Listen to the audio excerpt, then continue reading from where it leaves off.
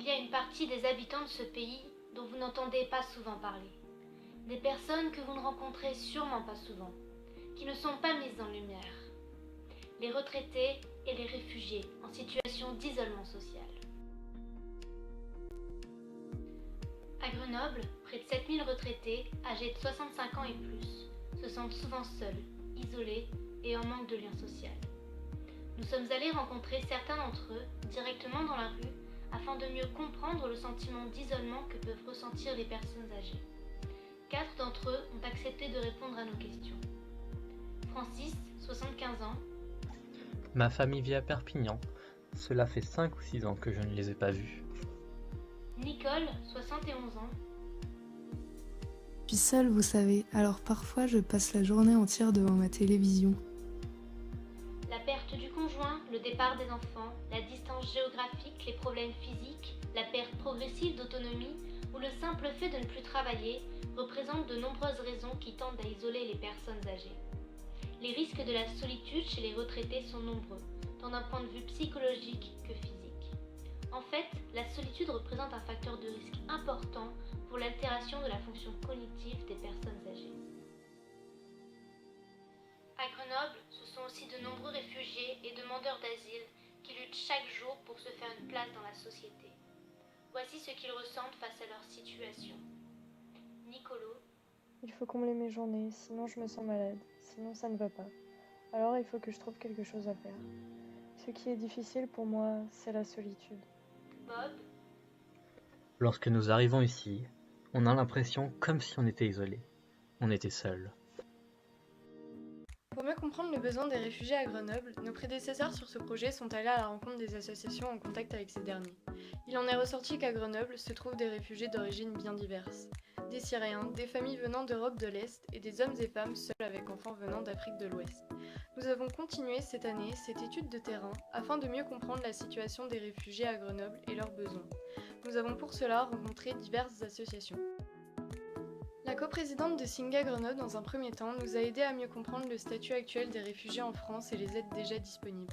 Nous avons également participé à l'un de leurs temps d'échange convivial entre Grenoblois et nouveaux arrivants de Grenoble.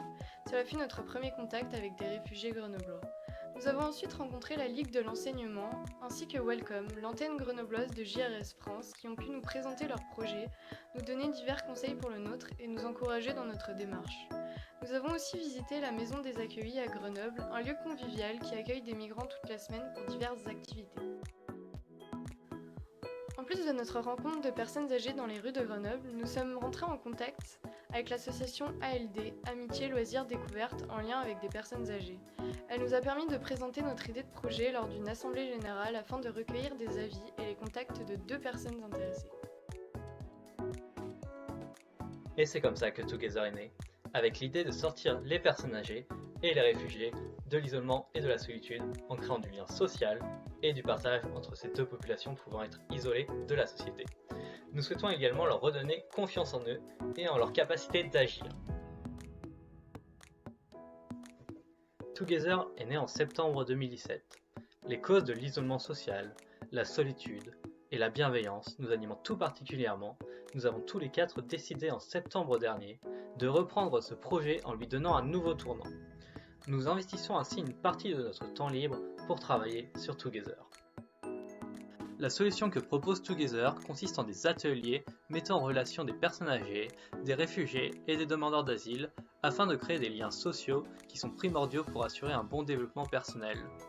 Nous souhaitons que les activités soient proposées par les retraités et les réfugiés en fonction de leur centre d'intérêt, leurs compétences et leur savoir-faire. Cela va leur permettre de prendre confiance en eux et de sentir qu'ils ont encore une place dans la société. Nous souhaitons également que chacun ait l'opportunité de s'investir dans le projet de la façon dont il le souhaite. Cela passe par la simple participation à nos activités, à une aide plus importante pour la préparation des événements, ou encore de l'animation d'un atelier. Au fil de notre étude de besoins, nous avons pu redéfinir un petit peu notre cible. Nous souhaitons nous concentrer sur les personnes âgées vivant seules chez elles et se sentant délaissées par leur famille, mais qui sont encore autonomes afin de faciliter la mise en place des ateliers. Après réflexion grâce au conseil de Singa, Nous pensions d'abord cibler les migrants ayant le statut de réfugiés, car l'insertion sociale n'était peut-être pas la priorité pour les demandeurs d'asile qui sont plongés sous les nombreuses démarches administratives. Cependant, nous avons ensuite discuté avec diverses associations et avec des professionnels rencontrés par le biais d'Enactus France. Nous avons conclu que justement les demandeurs d'asile pouvaient être friands de ce genre d'activité. Ils n'ont en effet pas encore le droit du travail et sont dans l'attente du statut de réfugié et ont donc beaucoup de temps libre. À travers nos différentes étapes de communication, notamment par le biais de notre page Facebook, nous espérons diminuer la peur de l'autre, souvent présente aujourd'hui, et sensibiliser la société dans son ensemble aux problématiques d'exclusion sociale. Aujourd'hui, de nombreuses initiatives sont déjà présentes dans le tissu associatif grenoblois pour aider les personnes âgées et les retraités. L'on peut mentionner pour les personnes âgées l'ALD, Amitié Loisirs Découverte, qui développe un lien social et intergénérationnel par des rencontres conviviales. Source de Vie, qui est une association de bénévoles pour l'écoute et l'accompagnement de personnes atteintes de maladies graves, des personnes âgées et de leurs proches. Le Club des retraités des Eaux Claires permet quant à lui aux retraités du quartier d'avoir des loisirs. En ce qui concerne les réfugiés et les demandeurs d'asile, des actions sont aussi mises en place par d'autres associations présentes pour leur venir en aide. La PARDAP met en place un parrainage de migrants et elle les aide dans la vie quotidienne et organise aussi des activités pour découvrir la culture française. La Ligue de l'enseignement parraine les réfugiés en leur donnant des cours de langue, d'alphabétisation et de maths, souvent par des retraités bénévoles. Il y a aussi le projet Ensemble de l'école GEM, qui propose, lui, des activités aux étudiants réfugiés avec des étudiants de l'antenne. Ces différentes associations possèdent de nombreuses forces. Elles sont notamment en contact direct avec des réfugiés, les demandeurs d'asile et les personnes âgées, et elles sont localement bien implantées. Naturellement, elles possèdent aussi des faiblesses. Le manque de communication sur leurs actions, le manque d'ouverture avec la société apportartienne. Aucune de ces associations, à l'exception de Singa, ne propose de créer du lien social pour les réfugiés et les demandeurs d'asile. De plus, aucune d'entre elles ne propose explicitement de mixer les réfugiés et les demandeurs d'asile avec les retraités. C'est ici qu'est notre valeur ajoutée. Avec Together, nous proposons de réunir ces deux populations. Together vient compléter et non remplacer des actions qui sont déjà bien menées.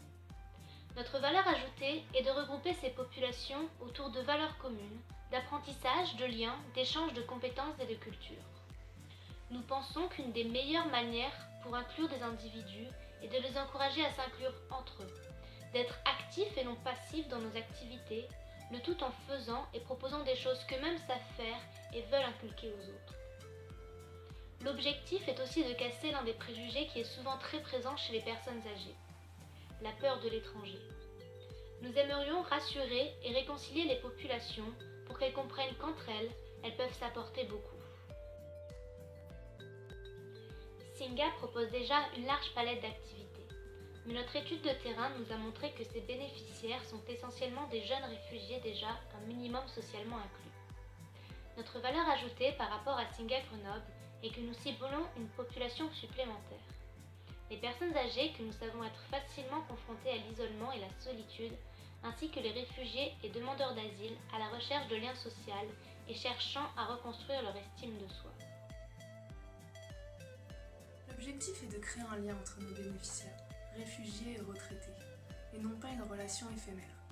Pour avoir un impact qui perdure, il vient rapidement la nécessité de construire un modèle économique durable. Afin de développer nos activités, nous aurons principalement deux sources de dépenses. D'abord, l'achat de matériel et de nourriture pour nos ateliers. Ensuite, la location d'un local. Grâce aux subventions de 1 000 € du Fonds Saint-Christophe, il nous sera possible de financer jusqu'à 8 ateliers. Ainsi, cette année a surtout été l'occasion pour nous de prendre contact avec le tissu associatif grenoblois en lien avec notre projet. Cela nous a permis de mieux comprendre l'enjeu autour de l'isolement social et donc de définir un projet adapté. Cela nous a également permis de rencontrer des personnes intéressées pour participer à notre événement, environ 5-6, Francis, Monique, Nicole, Gérard et Daniel. Il a été plus compliqué de rencontrer des réfugiés ou demandeurs d'asile, mais les dernières associations rencontrées sont prêtes à relayer nos événements pour les inviter à venir. De plus, nous communiquerons nos événements à l'aide de flyers dans les accueils de jour et résidences, ainsi que par le biais de notre page Facebook.